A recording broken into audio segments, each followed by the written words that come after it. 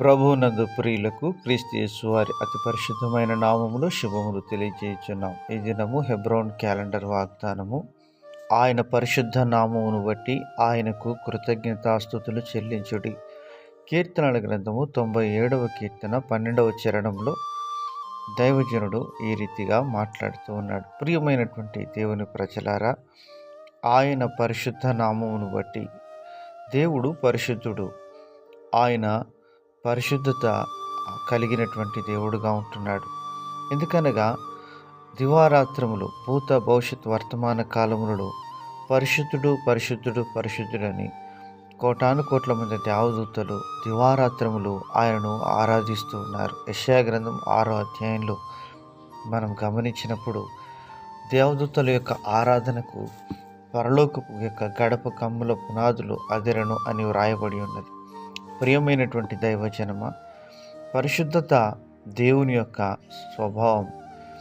ఆయన మాట పరిశుద్ధం, ఆయన జీవితం పరిశుద్ధం, ఆయన సమస్తము పరిశుద్ధమైన విధానంలో జరిగిస్తూ వచ్చినాడు.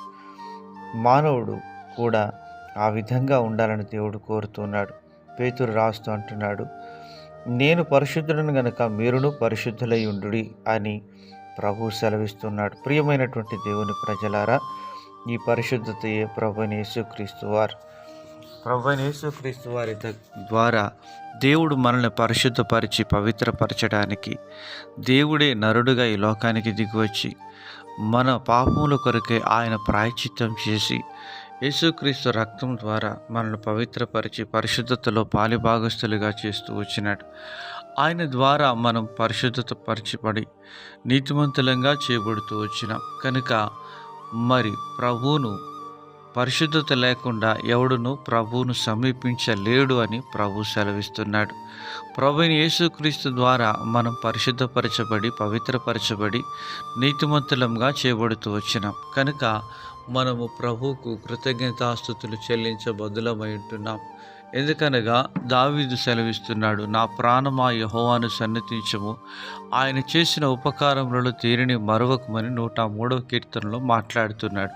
ప్రియమైనటువంటి దేవుని ప్రజలారా, యేసుక్రీస్తు ప్రభువారు తన రక్తం ఇచ్చి మనల్ని కొని తన రక్తంలో మనల్ని కడిగి పవిత్రపరిచి మనల్ని నీతిమంతులుగా చేస్తూ వచ్చినాడు. ఆయన మన కొరకు చేసిన ఈ త్యాగాన్ని బట్టి ప్రభువుకు మనం కృతజ్ఞతాస్తుతులు చెల్లించబద్దులమై ఉంటున్నాం.